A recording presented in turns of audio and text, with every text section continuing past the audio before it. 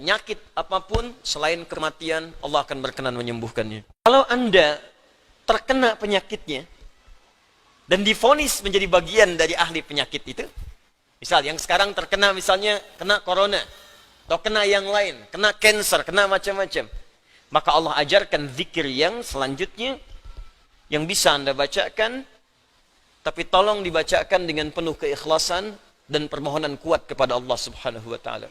Saya akan gabungkan 3 surah sekaligus. Insyaallah kalau Anda bacakan dengan benar, di situ ada janji dari Allah seperti Allah janjikan kepada Nabi Ayub, penyakit apapun selain kematian Allah akan berkenan menyembuhkannya. Pertama, saya urutkan dulu dari urutan ayatnya. Quran surah ke-17. Quran surah 17 Al-Isra. Ayat 82. Sudah? Ayat 82. Disambungkan ke Quran surah ke-21. Al-Anbiya. Ayat 83 sampai 84. Nanti saya bacakan ayatnya. Terakhir ditutup dengan Quran surah pertama. Al-Fatihah. Ayat 1 sampai 7. Quran surah ke-17 Al-Isra. Ayat 82, Quran surah ke-21 Al-Anbiya ayat 83 sampai 84 dan ditutup dengan Quran surah Al-Fatihah ayat 1 sampai ayat 7. Sekarang perhatikan baik-baik. Awas, ini bukan ilmu otak-atik ya. Ini isyarat Al-Quran. Wa nunazzilu minal Qur'ani ma huwa shifaa'un. Ini poinnya. Wa rahmatul lil mu'minin wa la yazidul zalimina illa khasara. Wa nunazzilu minal Qur'an, dan kami turunkan dari ayat-ayat Al-Quran itu ma huwa shifaa'un, ada yang bisa menjadi syifa. Apa itu syifa? Obat. Apa itu obat? Syifa. Ibu syifa, ibu obat. Baik. Obat penawar itu ada 2 nama. Seperti penyakit pun ada 2 nama. Satu, obat bagi penyakit fisik yang standar. Disebut dawa namanya. Dawaun. Penyakitnya daun, obatnya dawaun. Ya, ada riwayat mengatakan likulli da'in dawaun. Setiap penyakit pasti ada obatnya. Kecuali kematian. Ya, kecuali kematian. Selain kematian, kata Nabi ada obatnya. Ya, kalau kita mau kreatif, kita dapatkan analisis, dapatkan hadis. Ya, likulli da'in dawaun. Da itu penyakit fisik. Ya, pusing, sakit perut, sakit gigi, macam-macam. Kata Nabi, Anda kreatif, dapat obatnya. Obat untuk fisik ini disebut dawa namanya. Ada yang kedua, disebut dengan maradun. Maradun. Marad itu lebih kepada penyakit hati. Penyakit jiwa, roh. Ini. Quran surah kedua Al-Baqarah ayat 10. Fi qulubihim marad, fazadahumullahu marada. Ada orang-orang munafik yang kena penyakit. Fisiknya sehat, kuat, ke masjid nomor 1, saf pertama dia. Cuma di hatinya ada penyakit. Ya, masuk masjid nyanjung Nabi, keluar masjid mencela Nabi. Nah, itu penyakit, hati-hati. Masuk masjid, nyanjung-nyanjung, keluar mencela-cela. Di depan berkata baik, di belakang menjelek-jelekan. Nah, itu sakit.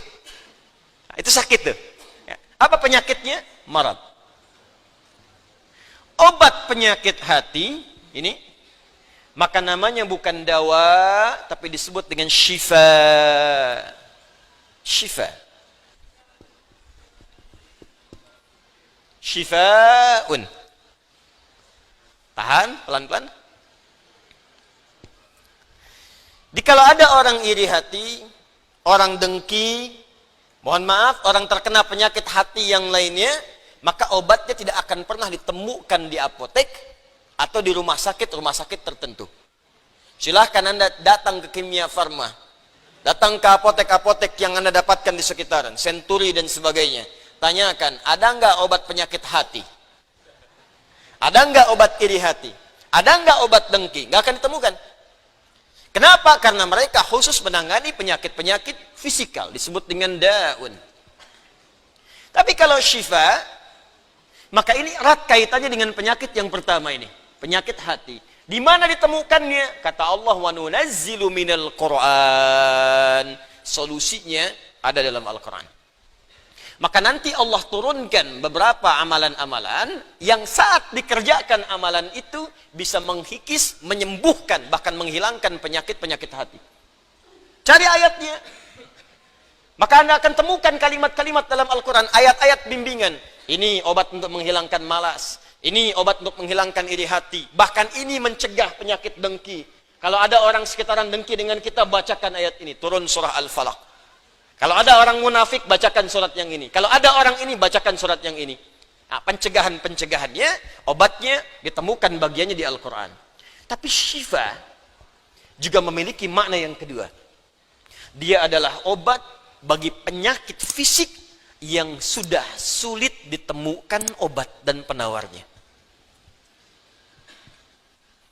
Kalau dokter sudah mengatakan, sudah ini nggak ada obatnya, ini belum ditemukan penawarnya, maka Allah turunkan kemudian beberapa ayat dalam Al-Quran berupa zikir-zikir tertentu yang kalau dilakukan dengan benar, maka melahirkan penawar yang tidak ditemukan secara fisikal. Apa diantaranya? Yuk kita bacakan Quran surah ke-21 Al-Anbiya ayat ke-83 sampai 84. Kenal Nabi Ayub? Bagus. Ada yang kenal di sini. Baik. Bukankah ujian Nabi Ayub salah satunya kena penyakit fisik? Bukankah ujian Nabi Ayub alaihissalam salah satunya kena penyakit fisik? Ya. Pertama ujian harta, habis semua asetnya. Yang kedua ujian keluarga, wafat semua anaknya. Yang kedua ketiga ujian fisik. Ditimpa, diuji dengan penyakit, maaf, yang belum ditemukan obatnya, tidak akan pernah dirasakan orang sebelumnya, tidak dialami orang setelahnya, saking parahnya penyakitnya. Dokter mengatakan sudah nggak ada obat.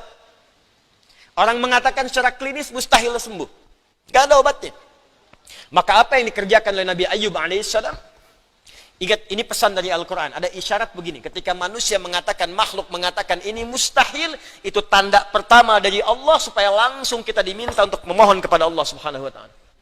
Jadi kalau ada orang mengatakan ini nggak bisa, itu langsung tanda langsung dari Allah supaya tinggalkan pendapat makhluk, minta kepada Khalik. Itu poinnya. Makanya seringkali ujian penyakit itu diantaranya mendorong kita untuk mendekat kepada Allah. Jadi kalau Anda diberikan penyakit sampai parah, nggak menyebut nama Allah juga, perlu dikasih apa lagi supaya ingat sama Allah? Jadi kalau diberikan yang paling parah, nggak sempat menyebut nama Allah juga, Anda perlu dikasih apa lagi? Karena itu seringkali ujian itu, kata Nabi, jika Allah mencintai seorang hamba, diberikan ujian supaya dekat dengan Allah. Innallaha idza ahabba 'abdan ibtala. Allah itu kalau sudah cinta dengan seorang hamba, diberikan ujian supaya ingat, nyebut. Mungkin sebentar lagi wafat, sebut nama Allah, dekatkan diri dengan Allah. Makanya, maaf ya, nikmat kesehatan itu berharga ketika sakit. Ya, syukur nikmat itu datang ketika sakit. Peningkatan ibadah hadir ketika sakit. Begitu diuji, ingat Allah.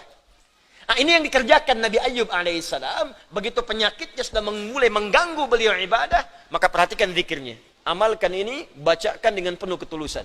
Wa ayyuba, dan kami buka kisah Ayub alaihi salam, idh nada rabbahu anni massani yadurru wa anta arhamur rahimin. Ini zikirnya. Anni massani yadurru wa anta arhamur rahimin. Anda boleh bacakan dari sini. Ya, anni massani yadurru wa anta arhamur rahimin. Allahumma anni massani yadurru wa anta arhamur rahimin. Allahumma anni massani yadurru wa anta arhamur rahimin. Dalam tahajud Anda mohon kepada Allah.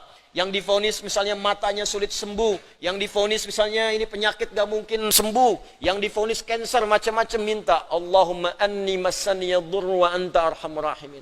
Ya Allah, penyakit ini sudah mulai mengganggu saya untuk bisa fokus ibadah kepadamu. Ini kuncinya. Jadi kalau bacakan ayat ini, arahkan ke kepentingan ibadah. Jangan cuma minta sembuh.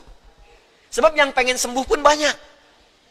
Jangankan Anda, yang lain pun pengen sembuh. Apa motivasinya supaya Allah cepat sembuhkan kita? Maka dekatkan kesembuhan itu pada kepentingan ibadah. Minta, ya Allah saya pengen sholat. Berikan kesembuhan pada kaki saya untuk bisa melangkah. Ya. Ini peserta karantina Al-Quran, mungkin sebentar lagi akan datang kisahnya. Ada salah satu matanya yang nggak berfungsi. Divonis nggak bisa melihat. Nggak bisa melihat salah satunya.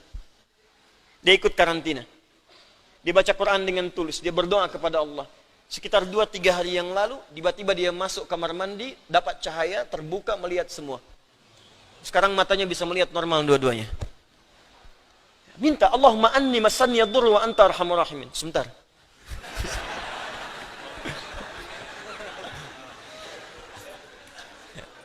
Ya Allah, ini penyakit sudah mulai mengganggu saya untuk ibadah. Saya pengen ke masjid ya Allah. Saya pengen Jumatan. Saya pengen jamaah ya Allah. Cuman karena ini saya nggak bisa lagi jamaah. Bukankah engkau menyukai hambamu yang jamaah ya Allah? Bukankah engkau menyukai hambamu yang sholat bersama ya Allah? Bukankah engkau menyukai zikir ya Allah yang kau dengar setiap waktu ya Allah? Wa anta arhamur rahimin, sedangkan engkau yang paling sayang padaku. Kalau yang paling sayang saja tidak engkau sembuhkan, lantas kepada siapa lagi aku mohon dan meminta? Kalau kepada yang paling sayang saja tidak menyembuhkan, kepada siapa lagi aku mesti meminta? Anda tahu apa jawabannya? Fastajabna lahu fakashafna ma bihi min dhurrin wa atainahu ahlahu wa mithlahu ma'ahum rahmatan min indina, ujungnya wa dzikra lil abidin. Kata Allah, kalau ada orang yang mengamalkan zikir ini seperti Ayub mengerjakannya, aku akan sembuhkan penyakitnya, hilangkan semua kesulitannya, bahkan aku kembalikan aset-aset yang dirasakan hilang. Anda biaya keluar sekian juta, puluhan juta, miliaran dibalikin oleh Allah, seperti Allah mengembalikan Ayub dan anak-anaknya plus aset-asetnya. Anaknya meninggal 12, sembuh kembali, istrinya hamil lagi. Setiap hamil, lahiran kembar, lahiran kembar. Lahiran sampai 12 kali, anak 24. Aset balik semuanya. Terakhir, bacakan surah Al-Fatihah dengan benar, karena Al-Fatihah disebut langsung juga oleh Nabi sallallahu alaihi wasallam sebagai